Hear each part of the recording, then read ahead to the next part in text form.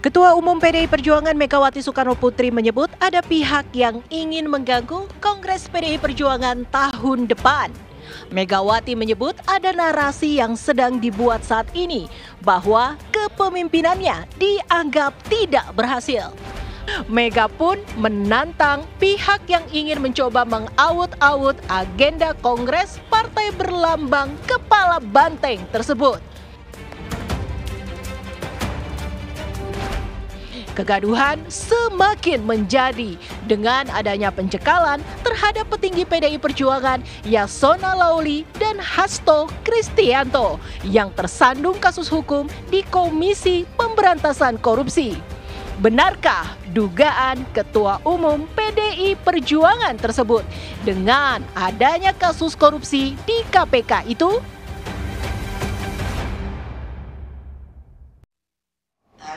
Itu ditangkap, saya datang. Ya, saya nggak ngomong. Kenapa? Saya ketua umum bertanggung jawab kepada warga saya. Dia adalah sekjen saya.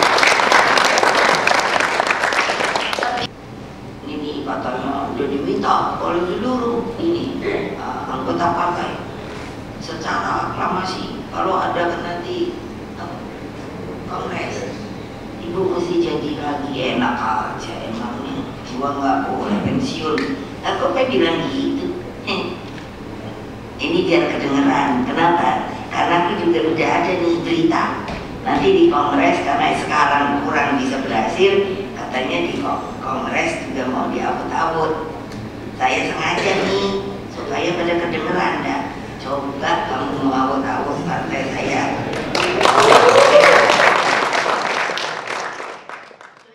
Anda sudah dengarkan sendiri pernyataan yang disampaikan oleh Ibu Megawati, Kongres mau diawut-awut. Sengaja tadi Ibu Megawati mengatakan saya bicara keras merupakan pesan yang akan disampaikan kepada orang ataupun juga pihak yang disebut ingin mengawut-ngawut. Mengawut-ngawut di sini mengacak-ngacak Kongres PDIP ke-6 ini. Nah, siapakah pihak tersebut? Apakah kemudian ditetapkannya Hasto Kristianto, Sekjen PDIP sebagai tersangka oleh KPK juga merupakan salah satu bagian dari rencana untuk mengacak-ngacak Kongres tersebut?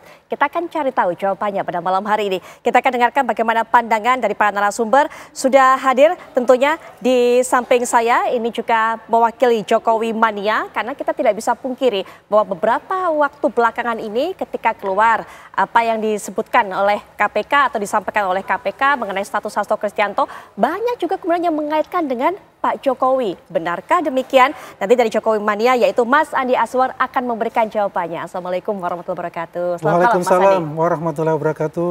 Selamat malam Mbak Putri. Baik, kemudian juga kita akan dengarkan bagaimana sebenarnya suara ataupun juga dari sudut pandang seorang pegiat anti korupsi melihatnya. Sudah hadir juga bersama kita Bang Saur Siagian. Selamat malam Bang. Selamat malam Mbak Putri. Baik, saya sempat pangling dengan kumis dan kopiahnya tadi. Waduh.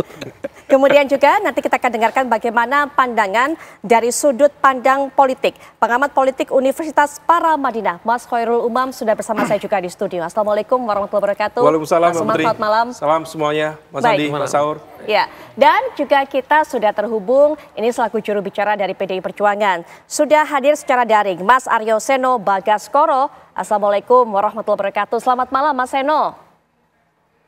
Waalaikumsalam, selamat malam Mbak Putri. Baik. Pak Andi, Pak Umam, Pak Saur. Selamat malam. Selamat malam. Mas Seno. Mas Seno, siapa sih yang dimaksud oleh Bu Megawati ini ingin mengacak-ngacak Kongres PDIP sampai Bu Mega ngomongnya saya sengaja bicara keras nih. Ini supaya kedengeran sama yang ingin ngacak-ngacak atau ngawut-ngawut kalau bahasanya Bu Mega Kongres PDIP. Memangnya ada Mas yang mau ngacak-ngacak Mas? Ya kalau dari indikasinya kan memang ada. Artinya secara tersistem, secara terorganisir, kita setidaknya 1 tahun terakhir ini merasakan betul di dalam internal partai bahwa ada suasana kebatinan yang terganggu karena berbagai serangan yang ditujukan kepada kami dalam berbagai bentuk. Yang pertama misalnya serangan narasi yang berkembang begitu luas untuk menenggelamkan Banteng. Itu terjadi narasi glorifikasinya sejak Pilpres, lalu Pilkada, terus diproduksi di media sosial secara terorganisir. Lalu berikutnya adalah pemasangan spanduk-spanduk provokatif. Beberapa bulan lalu di Jakarta dipasang di Ring 2 di daerah Rasuna Said, di Kuningan, yang mempersoalkan keabsahan SKDPP yang sebetulnya sudah sangat sah berdasarkan mekanisme hukum yang ada melalui SK Kemenkumham. Lalu kemudian dipasang lagi di Bogor beberapa waktu yang lalu. Lalu dulu juga terjadi misalnya sebuah manipulasi kepada 5 kader kami yang diminta untuk menggugat terkait dengan SKDPP ke PT UN. Yang setelah kita telusuri, ternyata ke-5 kader ini dimanipulasi. Nggak ngerti apa yang ditandatangani isinya apa, hanya diminta tanda tangan oleh seorang oknum pengacara dan politisi dari partai lain. Lalu kemudian berikutnya adalah bagaimana terjadi panggilan demi panggilan secara hukum kepada pimpinan partai PDI Perjuangan. Dan di kasus yang sebetulnya sudah sangat lama, yang itu kemudian penerima dan pemberinya itu sudah menerima hukuman, lalu tiba-tiba momentumnya kok pas sekali gitu. Pada saat menjelang pilkada, panggilan dilakukan. Lalu pasca pilkada dilakukan lagi panggilan. Lalu setelah itu mendekati kongres, kemudian kita kemarin pas Natal-Natal dikejutkan dengan penetapan tersangka. Maka di situasi ini kami merasa bahwa agak sulit untuk kemudian tidak mengkaitkan satu peristiwa dengan peristiwa yang lain. Publik pun di percakapan di media sosial, di media massa, banyak yang kesulitan untuk memisahkan antara sebenarnya ini murni persoalan hukum atau kemudian ada persoalan politik yang berkelindan. Nah, jadi kami merasa bahwa ada serangan terstruktur yang dilakukan kepada kami dan itu tidak terlepas dari situasi kami menjelang kongres, yang mana tentu sebagai manusia politik kita tidak hidup di ruang hampa politik. Pasti ada kaitannya dengan warning system terkait dengan out-out itu tadi, Mbak. Itu Mbak Viola. Mas Seno, kalau menyebut ini serangan terstruktur, siapa lalu dirijennya? Menurut pandangan PDIP kita hari tentunya. ini tentu saja mengharapkan adanya kejelasan dari laporan yang sudah kami buat, salah satunya terkait dengan spanduk provokatif itu. Tetapi kan per hari ini masih belum ada tindak lanjut. Kalau ada spanduk yang dipasang, berarti kan ada yang menyuruh memasang. Kalau ada yang menyuruh memasang, berarti kan pasti ada kemudian aktor intelektual di balik itu. Kami percaya pada proses hukum, kami menghormati, maka kami membuat laporan. Tapi ternyata tidak ada kemudian sampai hari ini tindak lanjut yang signifikan terkait dengan siapa yang memasang spanduk-spanduk tersebut. Hari ini kami tentu berharap siapapun yang mau melakukan itu bisa berkenan untuk belajar sejarah. Pada saat PDI Perjuangan ditekan, diintervensi, diintimidasi, yang terjadi adalah arus balik kekuatan rakyat dan dulu pernah terbukti pada saat peristiwa Kuda Tuli. Jadi tolong jangan coba-coba. Saya rasa itu baik untuk demokrasi karena partai manapun bisa jadi korban kalau cara mainnya begini. Itu Mbak Putri. Baik, tapi ini saya sangat tertarik untuk terus menggali informasi dari Mas Seno mengenai aktor intelektual. Siapa sih Mas yang disebut? Karena menurut saya kalau Mas Seno masih belum mau membuka. Tapi kok kayaknya kalau dari yang disampaikan Bu Mega sudah jelas. Karena Bu Mega sampai mengatakan ini pesan supaya didengar oleh yang mau ngawut-ngawut. Siapa kemudian Mas yang disebut, diarahkan ini sebagai aktor intelektual di balik semua ini?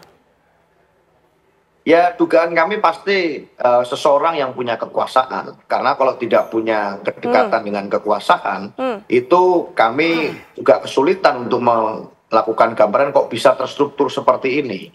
Nah, kalau bicara nama-nama tentu kita masih tidak bisa ya, hanya berangkat dari asumsi. Tetapi kan politik itu aksi-reaksi. Nah, beberapa waktu yang lalu juga misalnya kami melakukan suatu langkah organisasi, memberikan surat pemecatan terhadap 27 kader sebagai hasil dari evaluasi tahun politik kemarin pasca Pilpres dan Pilkada. Apakah itu ada kaitannya dengan pemecatan tersebut? Nanti waktu yang akan jawab. Itu Mbak. Baik, di antara 27 kader yang dipecat termasuk juga ada Pak Jokowi di sana. Apakah kemudian dari pihak PDIP juga mengatakan bahwa ini ada hubungannya semua dengan pemecatan Pak Jokowi? Yang itu yang mau disampaikan? Mas Seno? Ya, saya nggak bilang untuk nama siapapun, tidak penting juga saya rasa hari ini untuk bicara siapa namanya.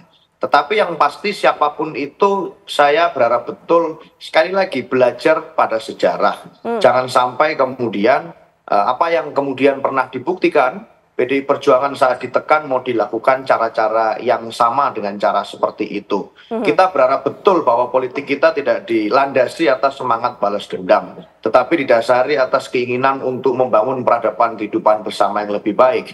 Maka dari itu, hari ini kita masih terus melakukan penelusuran. Kita bersiaga satu, berwaspada penuh.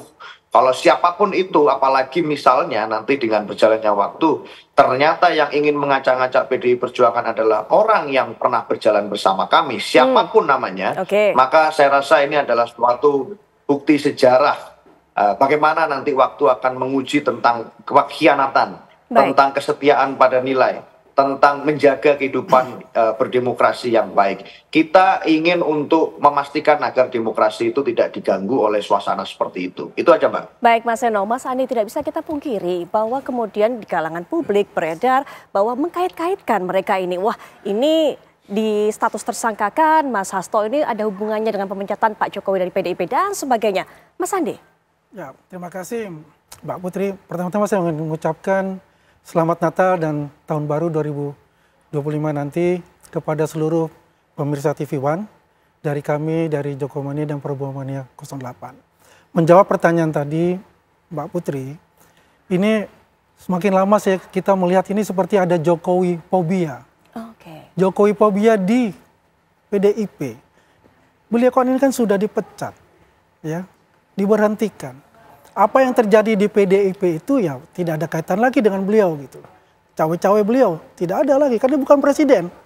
Kalau apa yang terjadi di dalamnya itu ada suatu ya gejolak-gejolak, mungkin dia merasa loh ini Pak Jokowi ini juga panutan saya di PDIP, ya kan?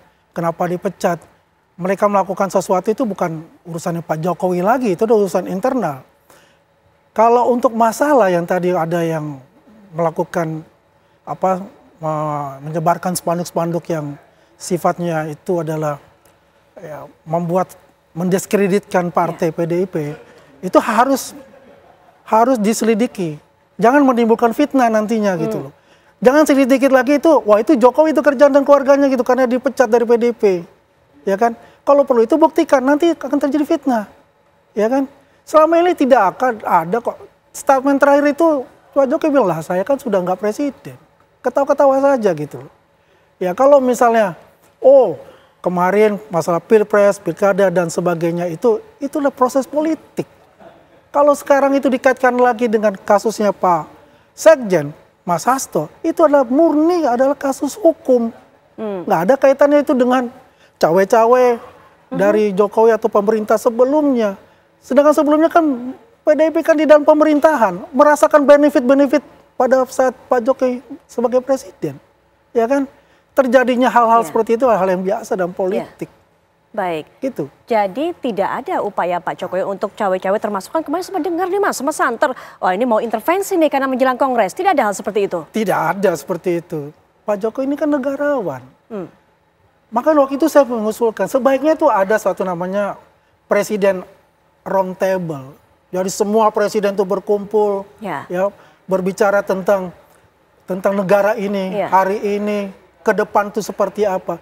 Jadi tidak menimbulkan suatu ya, ini ganti rezim, ganti pula kebijakannya, yang kebijakannya sudah bagus diganti pula.